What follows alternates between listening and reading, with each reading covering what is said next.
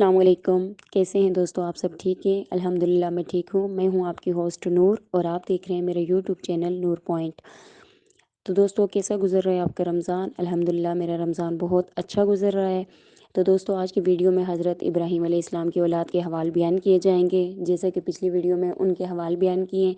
تو میری ویڈیو کی طرف بڑھنے سے پہلے آپ سے ریکویسٹ ہے کہ میرے چینل کو سبسکرائب کیجئے، میری ویڈیو کو شیئر اور لائک کیجئے۔ تو چلتے ہیں اپنی ویڈیو کی طرف۔ حضرت ابراہیم علیہ السلام کی ایک اور بیوی تھی جن کا نام سارہ تھا، اور ان سے حضرت ابراہیم علیہ السلام کے ایک بیٹے تھے جن کا نام اسحاق تھا۔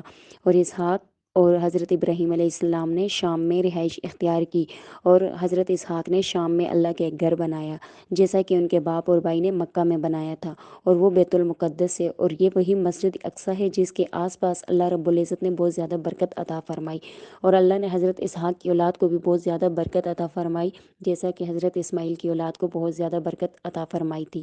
اور اسحاق کے بیٹوں میں سے ایک بیٹے کا نام یعقوب تھا، اور وہ بھی نبی تھے۔ حضرت یعقوب کے 12 بیٹے تھے جن میں حضرت یوسف بھی تھے، اور یوسف علیہ السلام کا قصہ انشاءاللہ آگے بیان ہو رہا ہے۔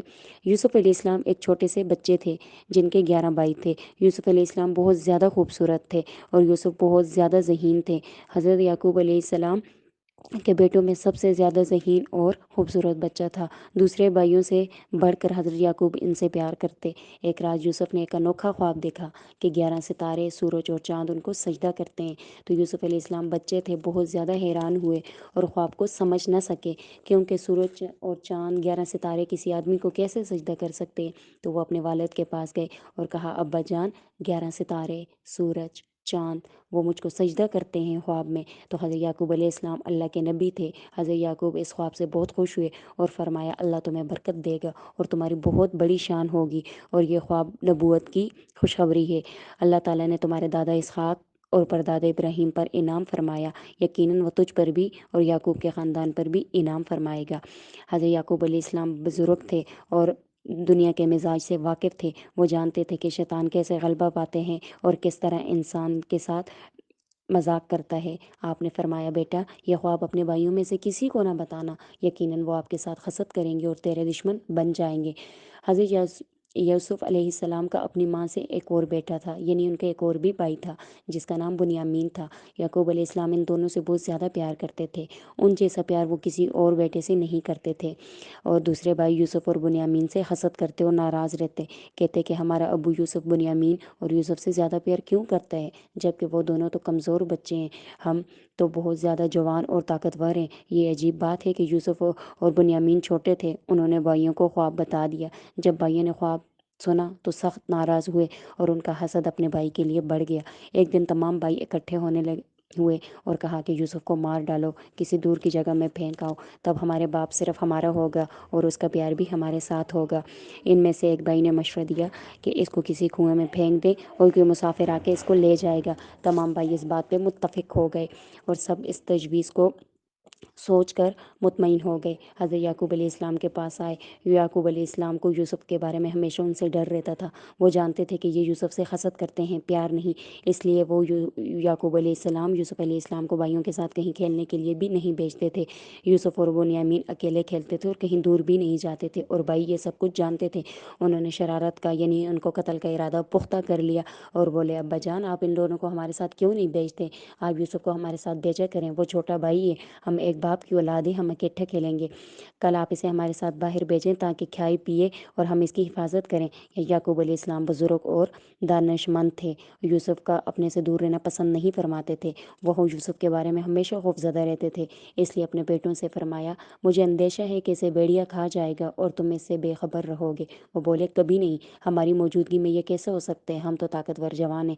یعقوب علیہ السلام نے یوسف کو جانے کی اجازت دے دی۔ بھائی بہت زیادہ خوش ہوئے اور یعقوب علیہ السلام نے یوسف علیہ السلام کو اجازت دے دی اور وہ سب جنگل کی طرف چلے گئے اور یوسف کو جنگل کے کنویں میں پھینک دیا۔ ان کو یوسف پر ذرا بھی ترس نہ آیا، نہ ان کو اپنے بوڑھے باپ یعقوب علیہ السلام پر ترس آیا۔ یوسف چھوٹے بچے تھے اور ان کا دل بھی بہت زیادہ چھوٹا تھا۔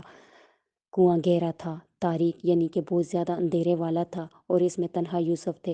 وہاں پر اللہ رب العزت نے یوسف علیہ السلام کو خوشخبری دی کہ غم نہ کرو اور نہ ہی کسی خوف کا اندیشہ، اللہ تمہارے ساتھ ہے، تمہاری بڑی شان ہوگی اور بہت جلد یہ تمہارے بھائی تمہارے پاس آئیں گے۔ جب وہ اپنے کام سے فارغ ہوئے تو انہوں نے یوسف کو کنویں میں پھینک دیا، تو آپس میں کہنے لگے اب ہم اپنے باپ کو کیا جواب دیں گے۔ ان میں سے ایک نے کہا کہ ابا تو کہا کرتا تھا کہ اسے بھیڑیا کھا جائے گا، تو ہم اب انہیں یہی کہیں گے کہ ابا جی یوسف کو بھیڑیا کھا گیا ہے۔ بھائیوں نے اس بات پر اتفاق کر لیا، جی ہاں ہم اپنے والد کو یہی کہیں گے کہ ابا یوسف کو بھیڑیا کھا گیا۔ ان میں سے ایک بھائی بولا اس کی نشانی کیا ہوگی؟ تو اس نے کہا اس کی نشانی خون ہے۔ بھائیوں نے ایک مینڈا ذبح کیا اور یوسف کی قمیض لے کر اس خون میں رنگ لی۔ اب بہت خوش ہوئے اور کہنے لگے کہ ہمارا ابو یہ بات تسلیم کر لے گا۔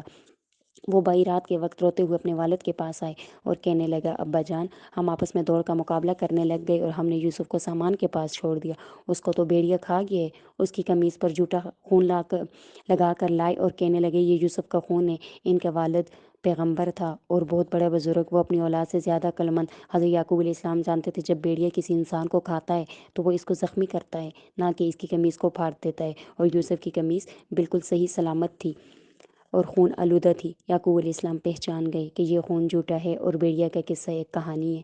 آپ نے اپنے بیٹوں سے فرمایا تم نے یہ کہانی خود گڑھی ہے مگر میرا صبر ہے۔ حضرت یعقوب علیہ السلام یوسف علیہ السلام کے بارے میں بہت زیادہ غمگین اور پریشان رہنے لگے، لیکن انہوں نے نہایت صبر کا مظاہرہ کیا۔ بھائی گھر لوٹے اور یوسف کو کنویں میں چھوڑ دیے۔ بھائیوں نے کھانا کھایا، بستر پر سو گئے۔ یوسف کنویں میں، نہ کھانا نہ بستر۔ بھائی یوسف کو بھول گئے اور سو گئے، اور یوسف نہ سوئے اور نہ ہی کسی کو بھولے۔ یوسف علیہ السلام یعقوب علیہ السلام کو یاد کر کے روتے اور یعقوب علیہ السلام یوسف علیہ السلام کو یاد کر کے روتے۔ کنواں بہت زیادہ گہرا تھا اور جنگل میں تھا اور بہت زیادہ ڈراؤنا جنگل تھا، اور رات پڑ چکی تھی اور رات بہت اندھیری اور خوفناک رات تھی۔ اس جنگل میں ایک جماعت سفر کر رہی تھی، تو انہوں نے راستے میں پانی کی تلاش کی تو ان کو ایک کنواں نظر آ گیا۔ انہوں نے ایک آدمی بھیجا کہ وہ ان کے لیے پانی لائے۔ وہ آدمی کنویں کے پاس آیا اور اپنا ڈول لٹکایا، یعنی کہ جس کے ساتھ پانی کو کھینچا جاتا ہے، نکالا جاتا ہے۔ جب نکالا تو اس ڈول میں ایک لڑکا تھا۔ وہ آدمی حیران ہو گیا اور کہا مبارک ہو، یہ تو ایک بچہ ہے۔ وہ لوگ بہت خوش ہوئے اور اسے چھپا لیا۔ جب مصر پہنچے، مصر کے بازار میں کھڑے ہو کر آواز لگائی اس لڑکے کو کون خریدے گا؟ عزیز مصر یعنی مصر کے بادشاہ نے یوسف علیہ السلام کو چند پیسوں کے بدلے خرید لیا اور ان تاجروں نے اس کو بیچ ڈالا، وہ اسے پہچان نہ سکے۔ عزیز مصر یوسف کو اپنے بنگلے پر لے گیا اور اپنی بیوی سے کہا یوسف کو عزت کے ساتھ رکھنا اور یہ بڑا ہونہار لڑکا ہے۔ عزیز مصر کی بیوی نے یوسف علیہ السلام کو خیانت کے لیے ورغلایا، لیکن یوسف علیہ السلام نے انکار کر دیا اور کہا یہ ہرگز نہیں ہوتا، میں اپنے آقا کے ساتھ خیانت نہیں کروں گا، اس نے میرے ساتھ حسن سلوک کیا ہے، میری عزت کی ہے، میں اپنے رب سے ڈرتا ہوں۔ عزیز مصر کی بیوی کو غصہ آ گیا، وہ اپنے خاوند سے شکایت کرنے لگی۔ عزیز مصر یعنی کہ مصر کا بادشاہ جان گیا کہ میری بیوی جھوٹی ہے اور یوسف امانت دار ہے۔ اس نے اپنی بیوی سے کہا بلا شبہ تو غلط ہے۔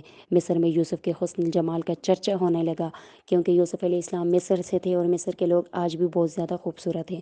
جب انہیں کوئی دیکھتا تو پکار اٹھتا کہ یہ کوئی انسان نہیں بلکہ معزز فرشتہ ہے۔ عورت کی ناراضگی اس سے زیادہ بڑھ گئی اور یوسف سے کہنے لگی اب تو تم جیل جاؤ گے۔ یوسف بولے مجھے جیل جانا پسند ہے، لیکن یہاں پہ یہ خیانت مجھے بالکل بھی نہیں پسند۔ تو عزیز مصر نے سوچا کہ یوسف کو جیل بھیج دے۔ عزیز مصر جانتا تھا کہ یوسف بے قصور ہے اور یوسف علیہ السلام جیل چلے گئے۔ تو یہ تھی دوستوں میری آج کی ویڈیو۔ کیسی لگی آپ کو ویڈیو؟ انشاءاللہ باقی کے حوالے اگلی ویڈیو میں ہوں گے، تو ملتے ہیں اپنی اگلی ویڈیو میں۔ اپنی قیمتی رائے کا اظہار ضرور کیجیے گا۔ اللہ حافظ۔